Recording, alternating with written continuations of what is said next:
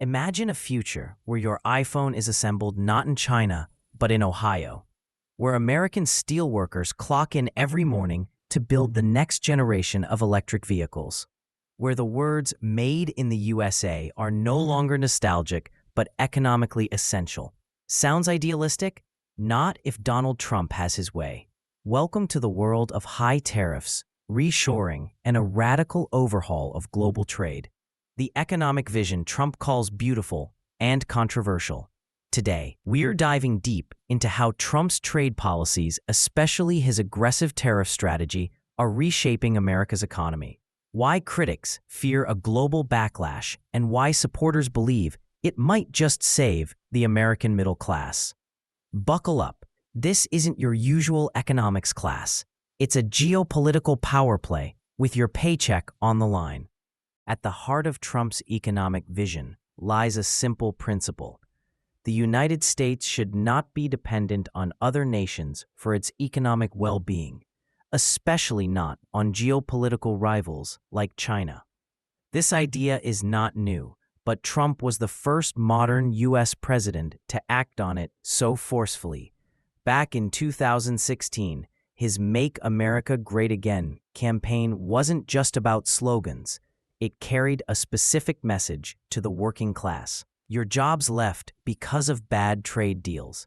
Whether it was NAFTA, the WTO, or China's entry into global markets, Trump blamed decades of free trade orthodoxy for the hollowing out of U.S. manufacturing. His solution? Tariffs. Lots of them. Trump raised tariffs on Chinese goods starting in 2018, eventually covering over $350 billion worth of imports. Chinese steel, aluminum, solar panels, washing machines, and later, electronics and machinery all saw increased duties. China responded with retaliatory tariffs on U.S. agricultural goods, triggering what the media dubbed a trade war. But to Trump's supporters, this was no war, it was self-defense. By 2019, data began to show some modest reshoring. Companies like Apple began exploring Vietnam and India for assembly, while some U.S. firms returned parts of production to states like Texas and Wisconsin. The Biden administration quietly kept many Trump tariffs in place, underscoring their political durability. Fast forward to 2025. Trump is running on an even more aggressive economic platform. Among the centerpieces is a proposed universal 10% tariff on all imports, not just those from China. This plan, dubbed by critics as Trump Tariffs 2.0, would impose a flat duty on every single foreign good entering the U.S., effectively raising the price of imported electronics, cars, clothing, food, you name it. Why such a drastic move? Trump argues that it would serve three purposes. 1. Boost U.S. manufacturing by giving domestic producers an advantage. 2. Raise government revenue without increasing income taxes. 3. Penalize foreign nations who, in his words, have been ripping off America. Supporters say this would finally level the playing field. The U.S. lost nearly 5 million manufacturing jobs between 2000 and 2010, many to China. A 10% tariff would not only discourage imports, but potentially make domestic goods competitive again. Critics, however, warn that this is a hidden tax on consumers.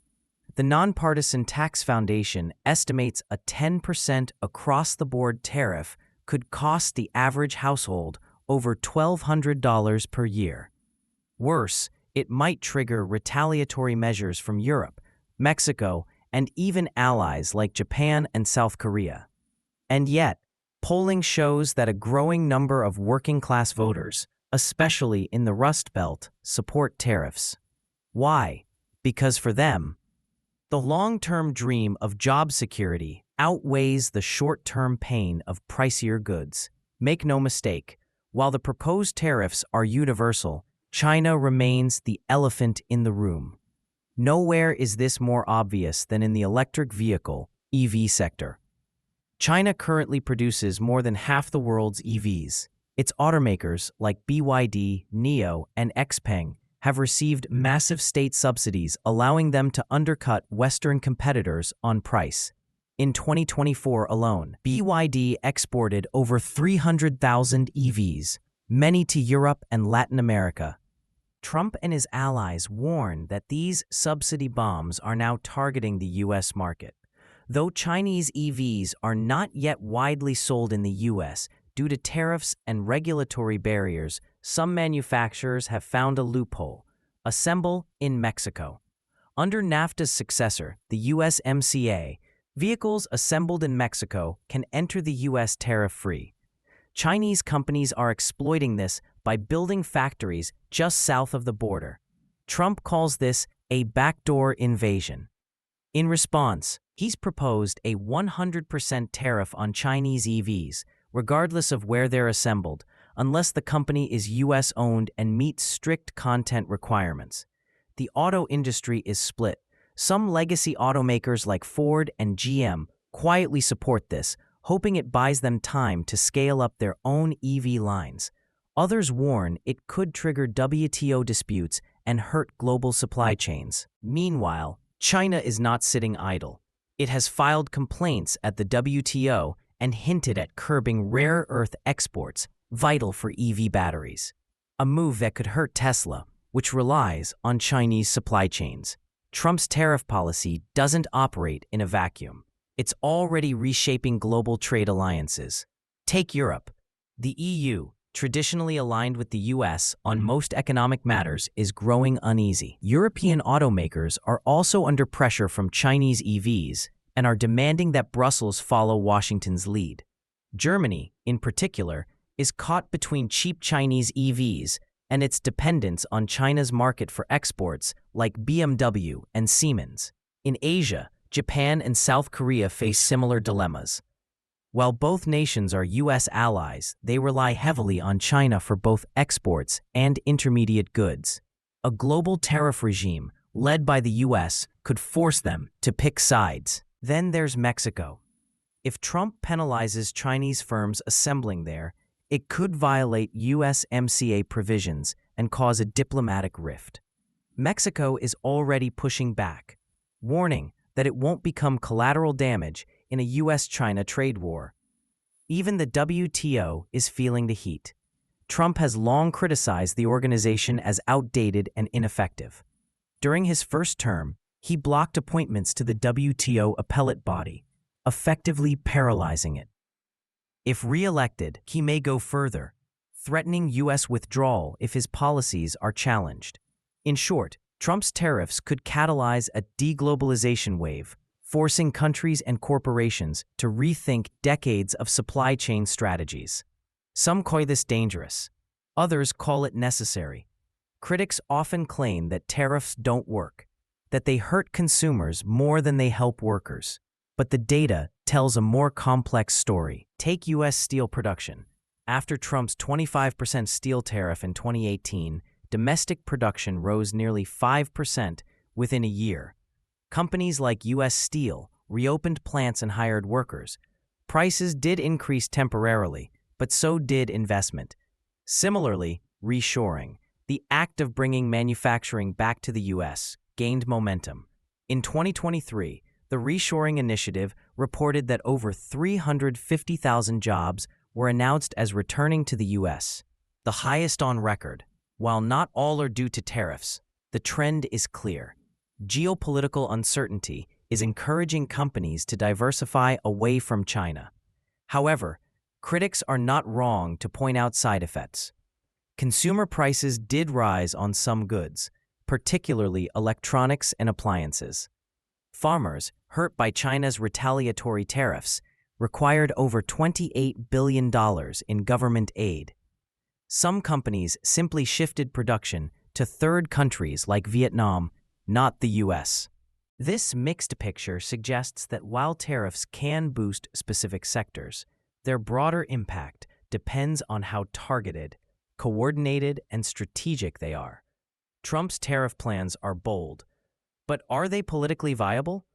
Among Republicans, support is strong. Populist figures like Josh Hawley and J.D. Vance back the idea of an economic iron curtain against China. Even some Democrats, especially in industrial states like Michigan and Pennsylvania, are warming to industrial policy. But corporate America is less enthused. The U.S. Chamber of Commerce warns that across-the-board tariffs could dampen GDP growth by up to 1% annually. Wall Street fears inflation, reduced consumer demand, and unpredictable trade environments. Still, the voting public is changing.